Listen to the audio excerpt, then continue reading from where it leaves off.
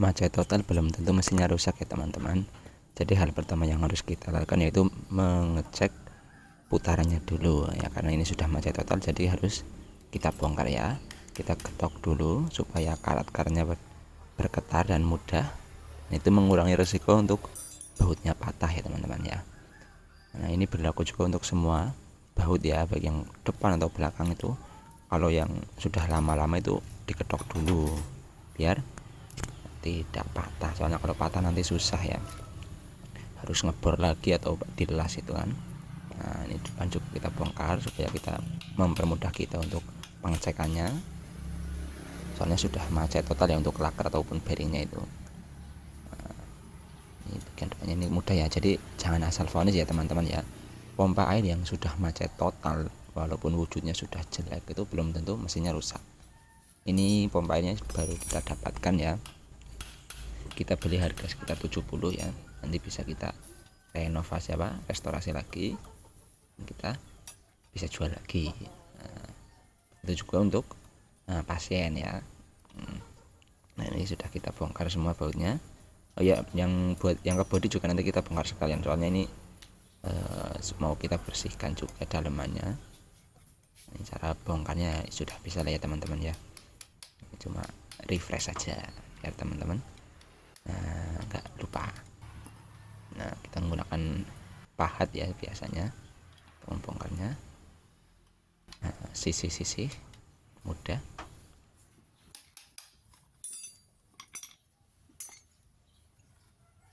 Nah ini juga masih macet, kita lepas juga untuk impellernya, snai juga kita lepas semuanya. Nah untuk headnya juga kita lepas ya teman-teman ya.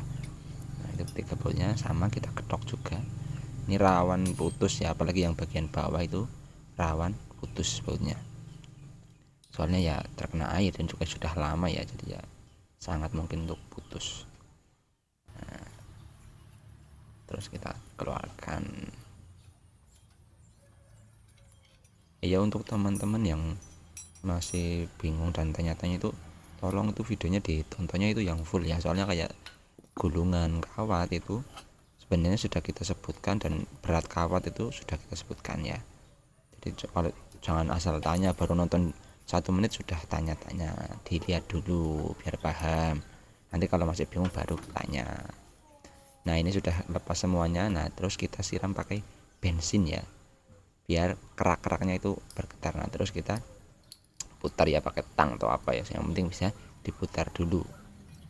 Nah ini sudah lancar putarannya, lalu kita nyalakan pakai mesin pakai listrik maaf. Nah, nanti kita cek pakai tang ampere. Kalau ampernya masih baik, nah berarti mesinnya masih aman. Nah, jadi nggak perlu gulung ulang ya. Ini pakai tang ampere ya, merek StarMax, nanti linknya ada ya. Untuk alat-alat yang kita gunakan biasanya akan kita sertakan di link deskripsi ya untuk pembeliannya. Ampernya masih baik ya ini teman-teman ya.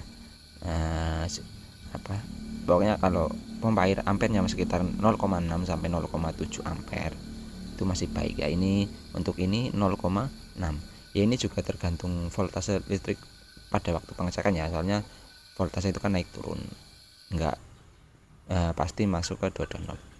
Nah karena sudah mesinnya sudah oke, lalu kita ganti bearingnya ya. Untuk melepaskannya ya kita pasang dulu headnya ini buat tatakan biar mudah. Sama ya baunya itu juga kita ketok dulu, karena ya tadi mesinnya sudah oke ya, tinggal kita ganti yang perlu diganti ya. Ini bearingnya jelas minta diganti, nanti seal juga kita akan ganti ya. Nah bisa dilihat masih bersih ya, ya ada sedikit karat tapi ya nggak masalah, nggak sampai ada yang ngapur ya. Untuk gulungannya itu masih bersih. Nah, nanti tinggal kita jemur, kita siram bensin, lalu kita kasih serlak lagi ya. Serlak itu yang buat lemnya ya biar keras.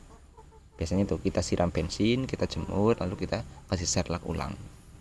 Soalnya kan ini barang sudah lama ya, kemungkinan bisa ngapur ya kalau nggak kita lapisin lagi. Soalnya ini kawatnya aluminium ya, untuk pompa air Sanyo yang 137C itu itunya aluminium. Nah ini kita ganti. Untuk cara penggantian bearing sudah kita buatkan videonya ya, yang aman dan tidak merusak bearing sudah kita ini. Nah kita bersihkan dulu baik as dan juga rotornya itu kita bersihkan, soalnya ada sedikit karat.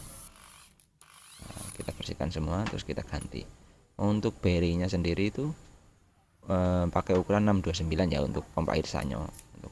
Nah itu kita lapisin pakai bearing yang lama, soalnya kita nggak punya bushing yang kecil yang seukuran itu 10 mili. Nah itu depan belakang kita ganti semuanya. Ini pakai bearingnya mereknya NKN ya, NKN. Sama ya pakai yang RS atau ZZ itu sama saja, itu cuma tipe untuk penutup bearingnya. Biasanya yang RS lebih mahal sedikit. Nah ini jangan sampai lupa ya, untuk ringnya itu yang dipasangnya di belakang bukan di depan, soalnya ada yang pasangnya di bagian depan, ini pasangnya di belakang itu ringnya. Terus kita baut ya, untuk baut yang sudah berkarat mending diganti ya teman-teman ya, soalnya kemungkinan besar kalau belinya di kita juga nanti kita akan kembali ke bengkel kita saat perbaikan. Nah kita cek lagi ampernya. Nah ini ada 0,7 kan, voltasenya soalnya naik turun, ini 0,7. Nah terus kita pasang untuk headnya. Nah jangan lupa ini seal karetnya kita pasang dulu. Sering ada yang lupaan ya, untuk teman-teman pula itu lupa pemasangan seal yang bagian di asnya itu. Terus kita pasang baut-bautnya. Nah, ini baut yang masih bagus bisa kita gunakan lagi, dan untuk yang berkarat kita buang saja ya, kita ganti, soalnya nanti kita juga yang akan bongkar lagi misalkan ada kerusakan. Nah untuk itu ya, seal itu kita pakai yang Suneye, merek Suneye itu sudah baik, harganya juga murah, dan nanti linknya di deskripsi. Untuk seal bagian belakang ya yang keramiknya itu, kalau masih bagus nggak usah diganti, tapi kalau sudah jelek ya diganti. Kalau ini masih bagus ya, biasanya itu yang rusak itu dudukannya itu sudah berkarat. Nah jadi ada rongga, sedikit ada rongga, itu harus diganti. Tapi kalau ini masih baik jadi nggak usah diganti. Untuk headnya juga sudah kita bersihkan ya, untuk bagian dalamnya ya. Jadi sekalian ya teman-teman, kalau headnya sudah kotor itu bersihkan sekalian, soalnya biasanya ada kerak-keraknya, itu harus dibersihkan dulu. Jangan lupa pasang ringnya. Dan untuk kipas dan juga impeller dan juga tutupnya itu harus dibersihkan ya, nanti soalnya bisa presisinya itu bisa terganggu ya, harus dibersihkan biar presisinya mantap. Dan untuk bagian tepinya itu juga dibersihkan ya, untuk bagian tutup dan juga karetnya. Nah, tuh karetnya juga dibersihkan, soalnya biasanya itu ada kerak-kerak karatnya itu, soalnya sudah lama biasanya ada. Terus jangan lupa untuk dikasih sealer sedikit saja, soalnya ya takutnya ada rembesan, soalnya kalau rembes itu sedotannya berkurang. Nah untuk impellernya kalau kendor itu dikasih lem ya, tapi dalam posisi miring, jangan posisi berdiri. Kalau berdiri nanti bisa rembes ke sealnya, nanti bisa keras. Nah seperti itu, sudah aman. Dan untuk pemasangannya diusahakan itu sambil dinyalakan mesinnya, soalnya biar ngecek sekalian geser atau tidak kalau ini sudah aman ya jadinya teman-teman ya.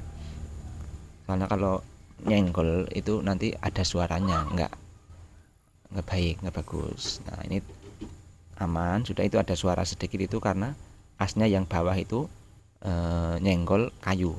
Kalau untuk impellernya sudah aman ya, nggak natap yang bagian belakang dan juga depan, sudah aman. Nah sudah aman berarti sudah oke, tinggal kita pasang kipasnya ya. Nah ini sudah beres ya teman-teman ya, semoga bisa membantu ya untuk teman-teman yang masih bingung. Untuk cara pengecekan mesin sedotannya sudah kita buatkan videonya ya. Kalau ini sudah aman, ampere aman, laker, seal sudah kita ganti, jadi ya siap untuk dijual kembali ya teman-teman ya. Nah tinggal kita nyalakan. Nah, oke, semoga membantu. Jangan lupa untuk di like, share, dan di subscribe. Terima kasih. Aman ya, tuh beres, tinggal dicat ulang kalau mau.